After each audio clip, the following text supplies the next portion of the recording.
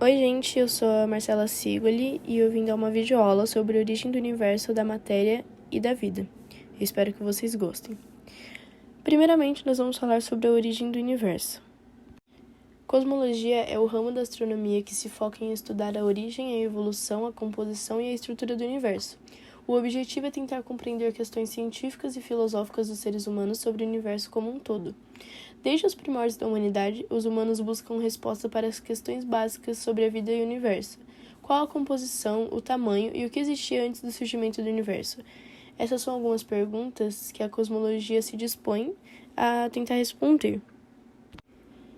A teoria do Big Bang, segundo informações da NASA, consiste na ideia de que o universo começou em um único ponto, um aglomerado de pequenas partículas quentes misturada com luz e energia, nada parecido com o que vemos agora.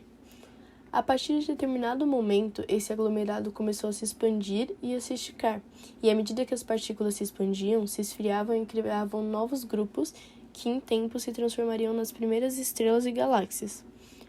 A partir das primeiras estrelas e galáxias, a NASA informa que a movimentação desses corpos, com colisões e reagrupamentos, resultaram na origem de outros objetos espaciais, como asteroides, cometas, planetas e buracos negros.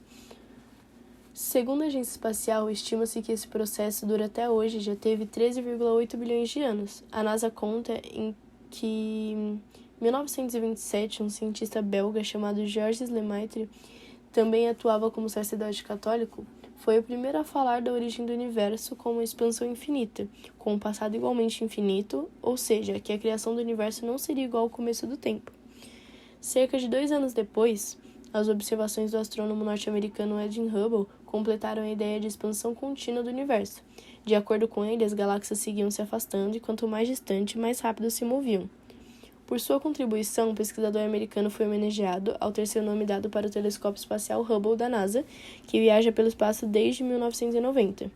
As observações desse equipamento já geraram imagens impressionantes de estrelas, galáxias e outros objetos astrônomos e até 13,4 bilhões de anos-luz da Terra.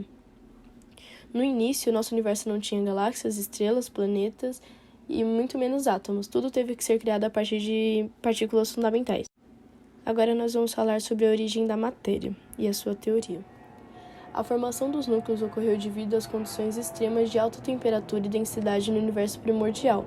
À medida que o universo esfriava e expandia, os elétrons se ligavam aos núcleos atômicos, mantidos juntos pela força eletromagnética. Após cerca de 380 mil anos desde o Big Bang, os elétrons começaram a se estabilizar ao redor dos núcleos atômicos. Essa combinação resultou nos primeiros átomos, que são os blocos constituintes de toda a matéria que conhecemos. Os fótons desempenharam um papel crucial nesse processo, atuando como mediadores da união dos elétrons de núcleos. Quando essa união enfraquece, ocorre a emissão de partículas de fótons na forma de luz.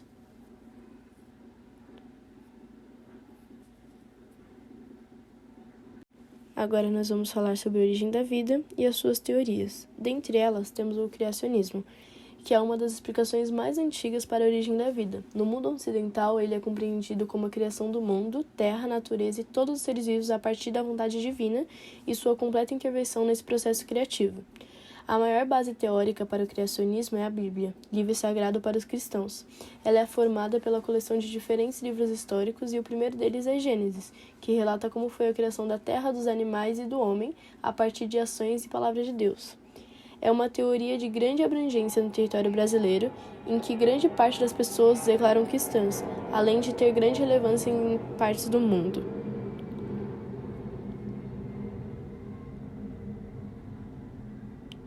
Agora sobre a biogênese. Em um determinado momento da história, os homens se tornaram mais curiosos acerca da origem da vida. Um dos estudiosos que mais se destacou nesse sentido foi o filósofo grego Aristóteles. Segundo suas teorias, a vida é uma entidade que surge espontaneamente a partir de elementos que estejam no ambiente, algo que pode ser chamado de geração espontânea. Diante disso, todos os seres vivos possuem uma força de vida, ou um princípio vital, que reage à sobrevivência, existência e vitalidade dentro de seus corpos.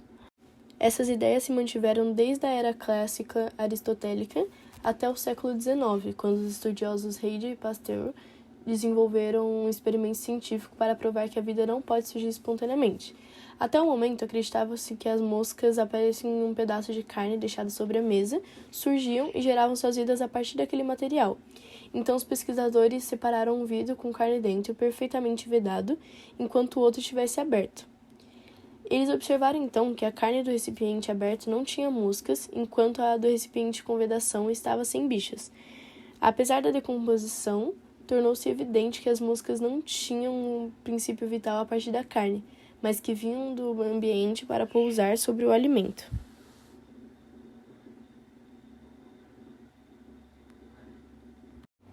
Com a observação de Red Pasteur, a comunidade científica partiu para a interpretação de que a vida sempre surge de outra vida.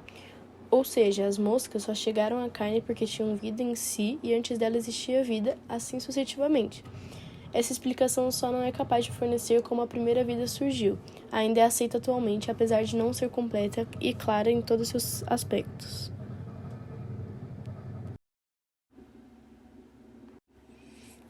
Agora vamos falar sobre algumas questões.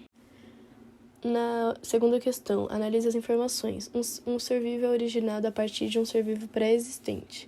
Os experimentos de Reed, Nid e Pasteur comprovam o surgimento de seres vivos pela reprodução de seres já existentes. Apesar de ser uma teoria aceita, não se conseguiu demonstrar como surgiu o primeiro ser vivo. Essas informações fortalecem a teoria da vida chamada evolução química, biogênese ou panspermia.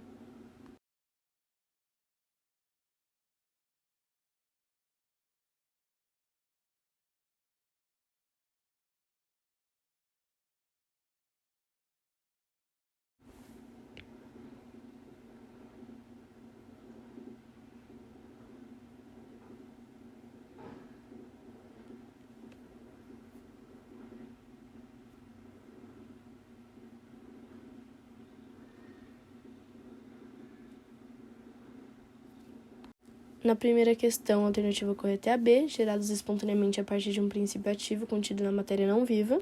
E a segunda questão é a C, a biogênese, que é uma teoria sobre a origem da vida que admite que um ser vivo só pode ser originado a partir de um ser vivo pré-existente. E é isso, esse foi a videoaula, espero que vocês tenham gostado.